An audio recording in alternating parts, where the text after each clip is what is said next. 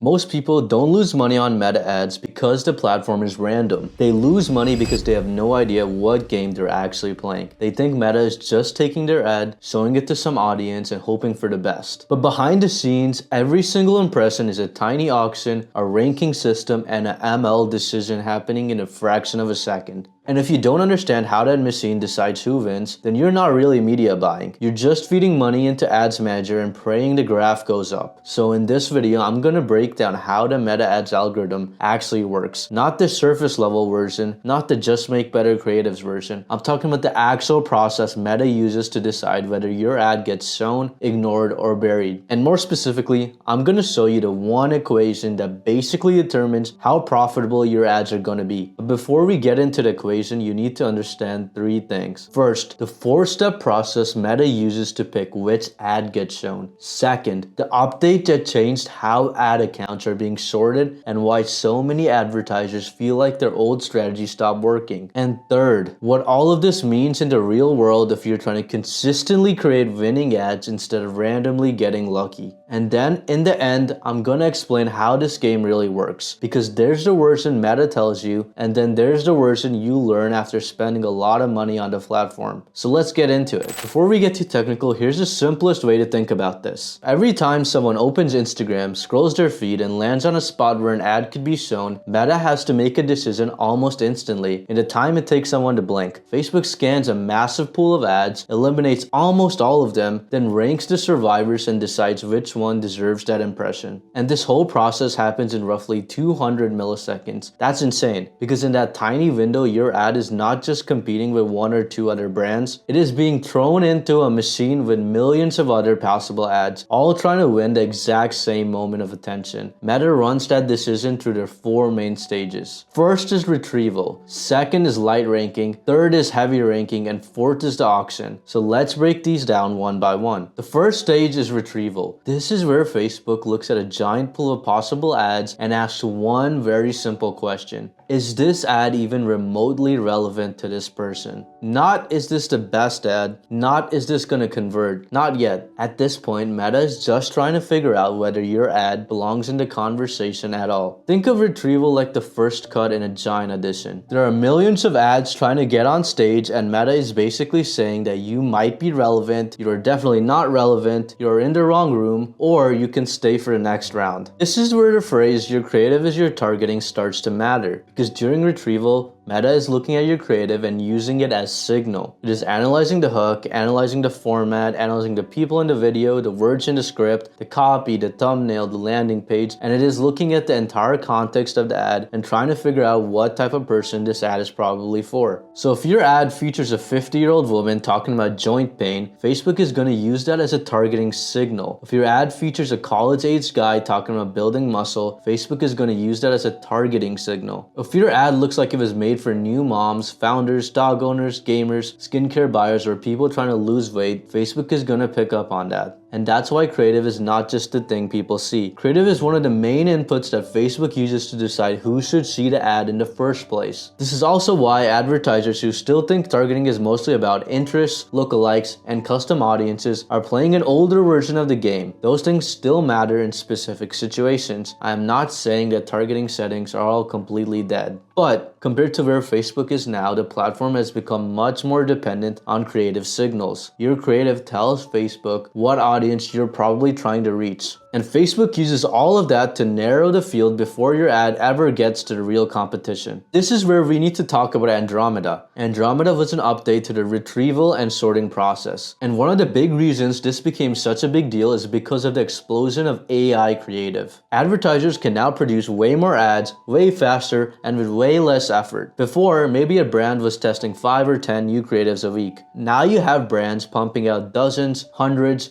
sometimes ridiculous volumes of creative because AI made their production so much easier. So Facebook had a problem. The platform was getting flooded with more creative than ever before, and the old way of sorting through that creative was not going to be good enough forever. So Andromeda changed how Facebook organizes and retrieves ads. And the practical takeaway is this: Facebook got better at using your creative to decide where your ad belongs. Andromeda didn't just change how ads get sorted, it changed what Facebook trusts. Facebook instantly trusts the creative more than your little interest stack inside of the ad set. And that's why you've probably seen more advertisers move towards broad targeting. That's why Advantage Plus campaigns become more common. That's why a lot of high-level advertisers don't spend all day obsessing over interests and lookalikes anymore. They're letting Facebook do more of the sorting, but they're giving Facebook better creative signals to sort with. And that part is important, because when people hear this, they sometimes go too far and think, oh, so I should give Facebook full control over everything. No, that is not what I'm saying. The algorithm is powerful, but Facebook is also a business, and some of the recommendations inside Ads Manager are absolutely terrible. You'll see suggestions that sound helpful, but if you blindly apply all of them, you can drain your budget incredibly fast. Because at the end of the day, Facebook is not your business partner. Facebook is the platform you're paying. So yes, you want to give the algorithm room to work, but you don't want to hand it your wallet and say do whatever you want. There's a difference. Step 2 is light ranking. After retrieval, you move into light ranking. This stage is basically the speed round. Facebook has already reduced a massive pool of ads down to a smaller group, but there are still way too many ads to deeply analyze every single one. So light ranking is where Facebook starts cutting more aggressively. It is going from millions of possible ads down to thousands. This stage is not where the deepest decision happens. It is more like Facebook saying, okay, these ads seem somewhat relevant, but which ones are worth keeping around for the next round? That's really all you need to know about light ranking. It's the middle filter. It's not the final battle, it is just Facebook trimming the pool before the real ranking starts. Step 3 is heavy ranking. Now we're gonna get to heavy ranking. This is where things start to matter a lot more, because at this point, Facebook has taken the ad pool from millions down to thousands, and now it needs to get down to a much smaller group. This is where your real competitors start showing up. And I think this is important because a lot of advertisers completely misunderstand competition on Facebook. They think that they're competing with every advertiser on the platform. Technically, in the broadest possible sense, yes, but practically no. You're not really competing with every dentist, clothing brand, SaaS company, local restaurant, and every random dropshipper on earth. By the time you reach heavy ranking, Facebook has already narrowed the field. Now you're competing with ads Facebook believes that are most relevant to that specific person in that specific moment. This is where the real fight happens, and this is also where the equation starts to matter, because Facebook is trying to assign a value to each ad, and the ad with the highest total value has the best chance of winning the impression. So the big question becomes, how does Facebook decide the value of an ad? The equation. This is the part most advertisers never really think about. Facebook is not just saying which ad has the highest bid.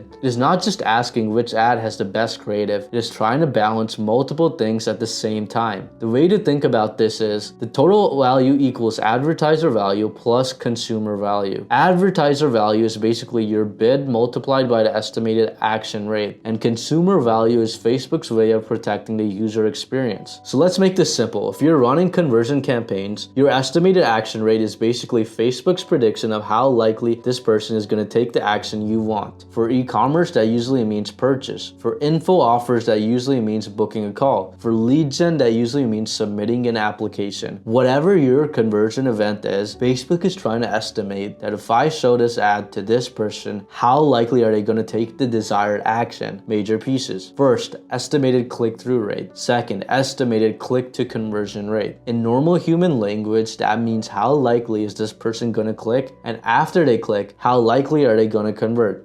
You need an ad that earns attention, and you need a funnel that turns that attention into money. Most advertisers are only good at one side. Some people have ads that get a lot of clicks, but the traffic is garbage. People are curious, but they don't buy. Other people have a solid offer and a decent landing page, but their ads are boring, so no nobody ever clicks in the first place. Facebook wants both of them. It wants ads that people engage with, and it wants ads that leads to actual conversions. That's why CTR matters so much. High CTR tells Facebook that this ad is relevant enough to stop people. But CTR by itself is not enough. Because if people click and then immediately leave, or if nobody buys, Facebook starts learning that the ad might be good at getting attention but bad at creating the result you're optimizing for. So when I think about estimated click-through rate, I don't only think about the literal CTR metric. I think about the entire cluster of soft metrics: CTR, CPC, CPM, hook rate, hold rate, cost per 3-second view, thumb stop rate. All the signals that show whether people are actually engaging with the ad. That's the first side of the equation. The second side is monetization. Can you turn the click into a conversion? Can your landing page keep the promise made in the ad? Can your offer convert? Can your funnel take someone from interest to action? Because if your creative is amazing but your site is terrible, you're still gonna struggle. And if your funnel is amazing but your creative cannot stop the scroll, you're also gonna struggle. This is why profitable Facebook ads are not just about media buying. They're not just about creative. They're not just about landing page. They're a combination of attention and conversion. The ad has to make people care. The funnel has to make people act. And then there's the consumer value side. This is Facebook's way of saying we want advertisers to make money, but we also don't want them ruining the platform. Because imagine if Facebook only cared about advertiser value. The platform would get flooded with the most aggressive, scammy clickbait garbage you've ever seen. Every ad would be screaming at people. Every claim would be insane. Every landing page would be a trap, and users would eventually hate the platform even more than they already do. So Facebook has to balance advertiser results with user experience. It wants relevant ads. It wants ads people are actually going to click. It wants ads that are likely to convert. But it also does not want advertisers completely destroying the feed. That's why the best ads usually do 3 things. They grab attention, they convert, and they don't create a terrible user experience in the process. That is the equation in real life. Step 4 is the auction. Now, after retrieval, light ranking, and heavy ranking, we finally get to the auction. This is the final stage. At this point, most of the ads have already been eliminated. There are only a small number of advertisers left competing for that impression, and now Facebook has to decide who wins. This is where bidding comes in. Most people watching this are probably using lowest cost bidding. That means Facebook is handling the bidding for you and trying to get the most conversions possible at the lowest cost it can. This is also called automatic bidding, and for a lot of advertisers, lowest cost is completely fine. I know people love to obsess over advanced bidding strategies: cost caps, bid caps, target ROAS, minimum ROAS, maximum value, whatever the hot bidding strategy is this month. And don't get me wrong, those can be useful, but they're not magic. A cost cap is just you telling Facebook the average cost you want to stay around. A bid cap is you telling Facebook the maximum amount you're willing to bid. Target ROAS is you telling Facebook you want to optimize around the return. These are tools. They're not business models. And this is where a lot of advertisers get stuck. They think the reason they can't scale is because they haven't found the perfect bidding setup. They think if I can just figure out the right cost cap structure, I can go from 1,000 a day to 10,000 a day. Maybe, or probably not. Because if the creative is weak, the offer is weak. Or if the funnel is weak, then no bidding strategy is going to save you. I have seen accounts spending 5 figures a day on the lowest cost and still do great. I have also seen accounts spending 6 figures a day using simple structures and still being profitable. I have also seen people using the most complicated bidding setups imaginable while their actual ads are trash. So the point is not lowest cost is best or that bid caps are best. The point is that your bidding strategy should solve the actual constraint in your business. If your issue is volatility, then maybe you need more control. If your issue is volume, then maybe you need fewer restrictions. If your issue is profitability, then maybe the bid strategy matters. But if your issue is that nobody wants to click your ad or nobody wants to buy after the click, then stop blaming the bidding strategy.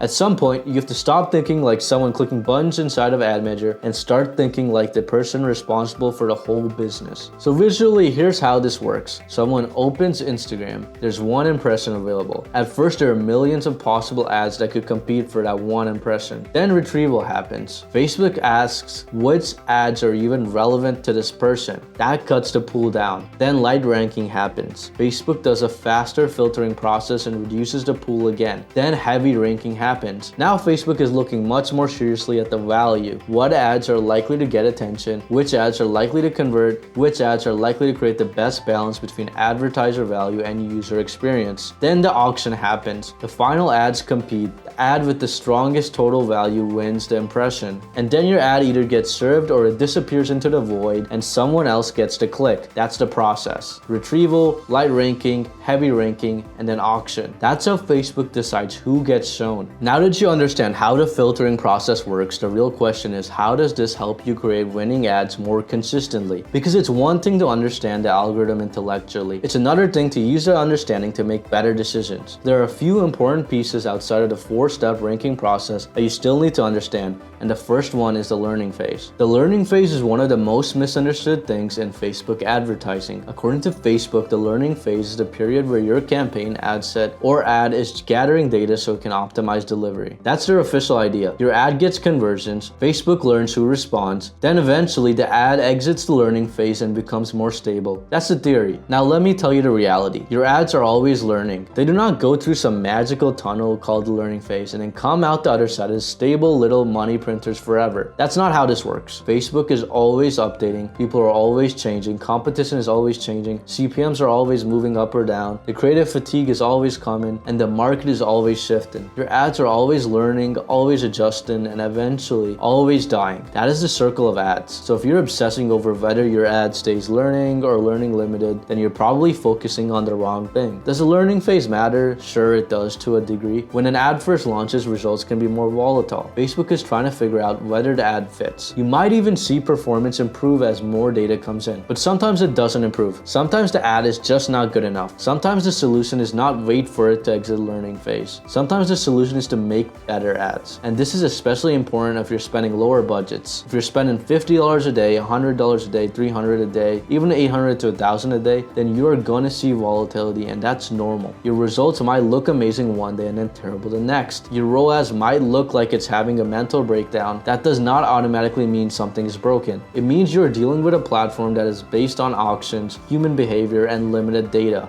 Of course, it's gonna move around. People panic way too fast. They'll say yesterday it was at 4x ROAS and today it's unprofitable. What happened? Then you ask how much they spent and then they say $87. Like, come on, you can't make emotional decisions off tiny amounts of data. That is how Facebook takes you for a ride. When in doubt, zoom out. Look at 7-day windows, look at larger time frames, look at more spend. Look at actual trends instead of reacting to every little swing. Because if you stare at Facebook every hour, it will make you insane. Some days are good, some days are bad. That's the platform. Your job is not to emotionally react to every bump. Your job is to understand a larger pattern and make decisions based on enough data to actually mean something. The next thing you need to understand is signal quality, because Facebook's performance depends heavily on the data you send back to the platform. The better the data that Facebook gets, the better the chance it has to understanding who your customers are and finding more people like them. That's the idea. And this is where EMQ and Conversions API come in. EMQ stands for Event Match Quality. You can find it inside Events Manager, usually on events like purchase. It's scored from 1 to 10 and it basically tells you how well Facebook can match your event back to users. Now, I want to be very clear. I do not think EMQ is some magical profitability score. A 10 out of 10 EMQ does not mean your ads are automatically going to print money. And a lower EMQ does not automatically mean your account is doomed. I think people overestimate this metric, but generally speaking, sending Facebook better data is a good thing. And that's where Conversions API comes in. Instead of only relying on browser-side tracking, Conversions API allows you to send data back server-side. And this became a much bigger deal after iOS 14, because once users could opt out of tracking, Facebook's ability to see what happened after the click got worse. Attribution became messier, reported conversions became less reliable, and advertisers had to start taking Facebook's numbers with a much bigger grain of salt. That's why I don't blindly trust Facebook's CPA numbers. I'm not saying I ignore Facebook completely, but I do not treat it like it's the final source of truth. A lot of advertisers use third-party attribution tools. Some use platforms like Triple Whale or Hyros, or some build custom dashboards. Some just use Shopify and some common sense. Point is, you need to understand that Facebook's reported data is not perfect. Conversions API and better server-side tracking can help improve the quality of signals you send back. That can help Facebook optimize better, but again, do not trust this into some weird obsession where you think your entire account lives or dies based on the one little match quality score. The practical takeaway is simple. Send Facebook good data. Use server-side tracking if you can. Improve signal quality when it makes sense. But don't worship the metric, and don't assume Facebook's numbers are perfectly accurate just because they're inside Ads Manager. And this is where Andromeda created one of the dumbest takes in the ad space. After Andromeda, a lot of people started saying, you need more new concepts. Variations don't matter anymore. That is just not true. Yes, new concepts matter. You absolutely need to test fresh ideas. You cannot just take one winning ad, change the first 3 seconds 47 times, and expect to scale forever. But variations are still extremely valuable. The issue is that most people think about variations in a lazy way. They think a variation means taking the winning ad and changing the caption, or using the same exact script but swap out the first clip. That can work sometimes, but that's not the full game. The better way to think about it is like this. You test concepts, and inside those concepts, you test multiple ways of expressing the idea. So let's say you have one new ad concept. That concept might be, most people are using the wrong moisturizers because they're treating dryness instead of barrier damage. That's a concept. But inside that concept, you can test different hooks. Hook 1, your skin isn't dry, your barrier is damaged. Hook 2, if moisturizer stops working after 20 minutes, this is probably why. Hook 3, the reason your skin feels tight after skincare has nothing to do with hydration. Same concept, different entry points. And one of these hooks might completely outperform the others. So if you're only testing the first version and it lost, you might think the concept was bad, but maybe the concept was fine. The angle was fine, the hook was just weak. That's why variations still matter. They give you more hits at the concept level. You're not just randomly pumping out duplicates, you're testing different ways of making the same idea land. And this applies to format too. The same concept could be tested as a founder talking head, a UGC testimonial, a skit, a green screen breakdown, a problem solution demo, a street style interview, a text message style ad. It's the same core idea but different packaging. And because Facebook is using creative as a targeting signal, each variation can also help Facebook understand slightly different pockets of the audience. So no, the answer is not to only make net new concepts. And no, the answer is not only make tiny variations of winners. The answer is both of these. You need new concepts to find new pockets at scale, and you need variations to fully test whether a concept actually has legs. If you only test one version of an idea, you're not really testing the idea. You're testing one execution of the idea, and there's a huge difference. Now let's take all the technical stuff and make it simple, because we just went through the nerdy version of how the Meta ads algorithm works. Retrieval, ranking, auctions, estimated action rates, CTR, conversion rates, consumer values, signal quality, Andromeda, all of that matters. But if you want the simple version, here it is. There are 3 main things you need to take away. Number 1, your creative is the targeting. Stop spending all your time messing around with ad sets, interests, lookalike exclusions, and tiny targeting tweaks. Those can be useful in certain cases, but for most advertisers, that is not where the biggest leverage is anymore. The biggest leverage is making creative that clearly tells Facebook who the ad is for and clearly tells the viewer why they should care. Number 2, make creatives that actually stop people. This is obvious, but most ads still fail right here. If your ad cannot interrupt the scroll, then nothing else matters. Your landing page does not matter, your offer does not matter, your bid strategy does not matter, because the person never even gave you a chance. You need strong hooks, you need strong angles, you need visual pattern interrupts, you need messaging that hits the viewer where they are thinking, not where you wish they were thinking. And number 3, do not destroy the user experience. If your ad is aggressive, misleading, annoying, or creates a terrible experience, Facebook has reasons not to reward it, even if it gets clicks, even if it gets some conversions. The platform still has to protect itself. So the best ads do not just trick people into clicking, they create real interest. They make a promise the landing page can actually support, and they move the user naturally from attention to action. That's the game. Now I intentionally saved this part for the end because everything I said so far is the clean version, the technical version.